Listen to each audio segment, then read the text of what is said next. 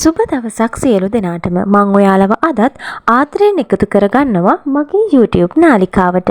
මං අද කතා කරන්න බලාපොරොත්තු වෙන්නේ ව්‍යාකරණවල ඉතාමත්ම වැදගත් මාතෘකාවක් වුණු උක්තාක්‍යාත පද සම්බන්ධ රීති පිළිබඳව. ඉතින් තාමත් ඔයාලා මාව subscribe කරලා නැත්නම් ඉක්මනට මාව subscribe කරලා like comment කරලා මේ වගේ පාඩම් එක්ක ඉස්සරහටත් රැඳිලා ඉන්න. හරි, අපි එහෙනම් යමු අද අපේ පාඩමට. උක්තාක්‍යාත පද සම්බන්ධ රීති ගැන කතා කරනකොට අපි ඒකේ මූලික පදනමේ ඉඳලම දැනගෙන ඉන්න ඕනි. මම අද ඒක නිසා මේ වීඩියෝ එකේදී අන්න ඒ පසුබිම තමයි සාකච්ඡා කරන්නේ. බලන්නකෝ, ප්‍රාණවාචී ඒකවචන නාමපදයක් වාක්‍යයක උක්තයක් වෙලා තියෙනවා නම් එතකොට කොහොමද අපි ඒ වාක්‍යය ආඛ්‍යාතයේ තියන්න ඕනි? ආඛ්‍යාතයේ තියන්න ඕනි දරුවනේ ඒකවචන ස්වරූපයෙන්මයි. මම ඔයාලට උදාහරණ දීලා තියෙනවා. මම නගරයට යමි. නුඹ නගරයට යන්නේහි. අක්කා නගරයට යයි. අයියා නගරයට යයි. හොඳට බලන්න මේකේ. මම, නුඹ, අක්කා, අයියා කියලා කියන්නේ පන තියෙන ඒකවචන නාමපද. එතකොට අන්න ඒ පන තියෙන ඒකවචන නාමපද වලට ගැලපෙන විදිහට තමයි ඒවැ ආඛ්‍යාතයේ තියලා තියෙන්නේ. මම මේක නම් කතා කරලා තියෙන වර්තමාන ස්වරූපයෙන්. ඔයාලට මේක අතීත ස්වරූපයෙන්, එතකොට අනාගත ස්වරූපේනොත් ඒ ආකාරයේ වෙනස්කම් වලට භාජනය කරලා මේ ආඛ්‍යාතයේ තියන්න පුළුවන්. එතකොට මූලිකවම මතක තියාගන්න ඕනේ පන තියෙන ඒකවචන නාමපදයක නම් ඒ වාක්‍යයේ අවසානයේ තියන්නේ ආඛ්‍යාතේ. අපි කියන අවසානයේ කියලා. අවසානයේ තියන්නේත් ඒකවචන ස්වරූපයෙන්. එතකොට මම මෙතනත් අන්නේ රීතිය තමයි අනුගමනය කරලා තියෙන්නේ. මම නගරයට යමි. අපි දන්නවා මම කියලා වාක්‍යයක් පටන් ගත්තොතින් ඒකේ අවසානයේ තියන්න ඕනි මී අකුරෙන්. එන්න ඒ රීතිය අනුගමනය කරලා තමයි මම මෙන්න මෙතන මේ උදාහරණය ඔයාලට දීලා තියෙන්නේ. හිතන්නකො මේක ඔයාලට අතීත කාලයෙන් ලියන්න ඕනි කියලා. එතකොට ලියන්නේ දරුවනේ මම නගරයට ගියෙමි. එහෙමත් නැත්නම් ඔයාලට මේක අනාගත කාලයෙන් ලියන්න ඕනි. එහෙනම් ලියන්නේ මම නගරයට යන්නෙමි. ඒ කියන්නේ යන්න බලාපොරොත්තු වෙනවා. යන්නෙමි. අන්නේ විදිහට තමයි ආඛ්‍යාතයේ තියන්න ඕනි. එතකොට නුඹ, ඔබ, තෝ ඔන්න ඔය ඕනම වචනයක් වාක්‍යයක යෙදිලා තියෙනවා නම් අනිවාර්යෙන්ම හි අකුරෙන් තමයි වාක්‍ය අවසන් කරන්නේ. එතකොට ඔයාලට පුළුවන් වාක්‍යයේ අදාළ කාලයට අනුව, ඒ කියන්නේ අතීත කාලයට අනුව නම් ඒ විදිහට ආඛ්‍යාතයේ තියන්න. අනාගත කාලයට අනුව නම් ඒ විදිහට ආඛ්‍යාතයේ තියලා ඔයාලට වාක්‍ය ගොඩනගා ගන්න පුළුවන්. දැන් අපි බලමු ප්‍රාණවාචී බහුවචන නාමපදයකින් වාක්‍යයක් ආරම්භ වෙනවා. නැත්නම් ප්‍රාණවාචී බහුවචන නාමපදයක් වාක්‍යයක උක්තයක් වෙලා තියෙනවා නම් ඒකේ කොහොමද ආඛ්‍යාතයේ තියන්නේ කියලා. එතකොට බහුවචන නාමපදයක නිසා අපි ඒකේ ආඛ්‍යාතයේ තියන්නේත් බහුවචන ස්වරූපයෙන්මයි. මම උදාහරණ දීලා තියෙනවා. අපි නගරයට යමු. නුඹලා නගරයට යන්නේහු. අක්කලා නගරයට යති. අයියලා නගරයට යති. මේකේ බලන්න අපි, නුඹලා, අක්කලා, අයියලා කියලා කියන්නේ පන තියෙන බහුවචන නාමපද. එතකොට ඒ වගේ නාමපදයකින් වාක්‍යයක් ආරම්භ වෙනවා නම් අපි ඒකේ අවසානයේ තියන්න ඕනිත් මෙන්න මේ මම පෙන්නලා දීලා තියෙන විදිහට බහුවචන ස්වරූපයෙන් තමයි තියන්න ඕනි. මම මේ කතා කරලා තියෙන වර්තමාන ස්වරූපයට අනුකූලව. ඒකට ඔයාලට මේක අතීතේනොත් කතා කරන්න පුළුවන්, අනාගත ස්වරූපේනොත් ආඛ්‍යාතය තියන්න පුළුවන්. ඒ ගැළපෙන කාලයට අනුව ආඛ්‍යාතය තියෙන එක තමයි මෙතනදී වැදගත් වෙන්නේ. දැන් මේ කතා කරන්නේ අප්‍රාණවාචී ඒකවචන නාමපදයකින් වාක්‍යයක් පටන් ගන්නවා නම් එන්න ඒකේ කොහොමද ආඛ්‍යාතේ නැත්නම් අවසානයේ තියන්නේ කියලා. දැන් ඉස්සෙල්ලා අපි කතා කරේ ප්‍රාණවාචී පදවලනේ. ඒකෝර දැන් මේ කතා කරන්නේ අප්‍රාණවාචී, කියන්නේ පණ නැති පදවල. බලන්න මම උදාහරණ දීලා තියෙනවා. මල පිපෙයි.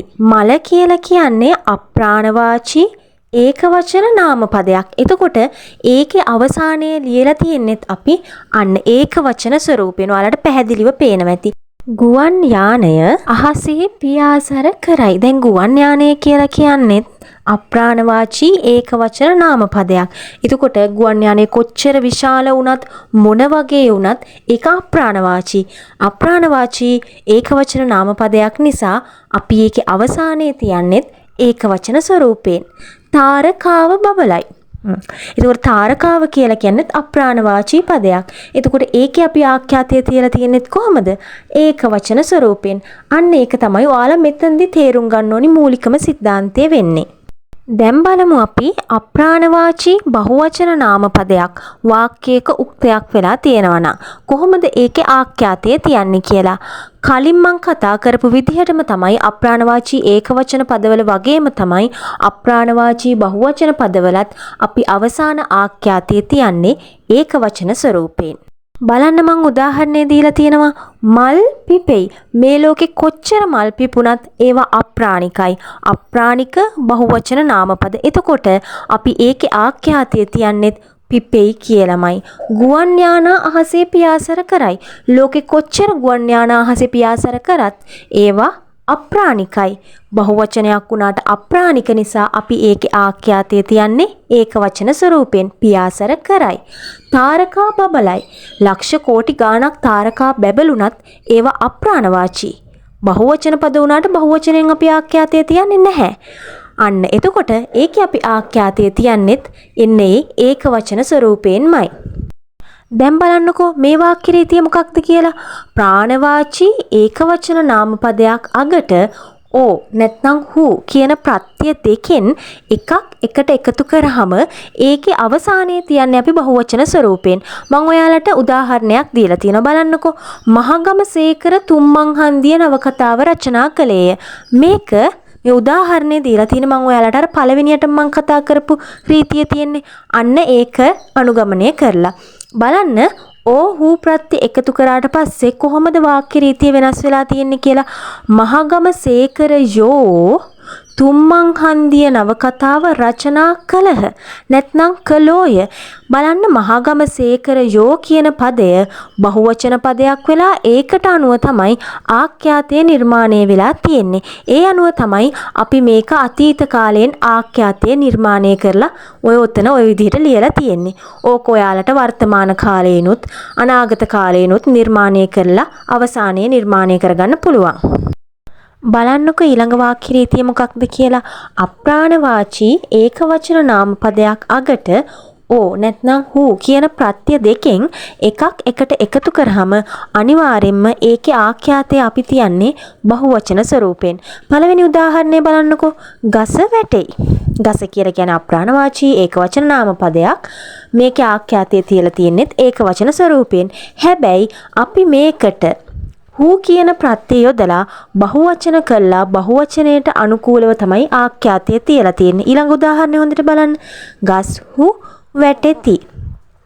අනිත් උදාහරණය තාරකා බබලයි. මේක කොහොමද අපි එතකොට බහුවචන කරලා තියෙන්නේ? තාරකාවෝ ඕ කියන ප්‍රත්‍ය අගට එකතු කළා බහුවචන කළා.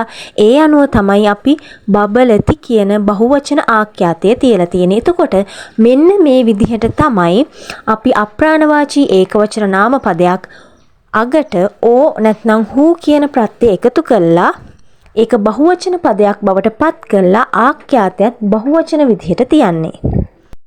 මේ තමයි ආදරණීය දුවේ පුතේ උක්තාඛ්‍යාත පද සම්බන්ධ රීති පිළිබඳව මූලිකවම අපි සාකච්ඡා කරන්න ඕනි කරුණු ටික. මේ හරහා තමයි ඉතිරි රීතීන් ටිකත් ගොඩ නැගිලා තියෙන්නේ.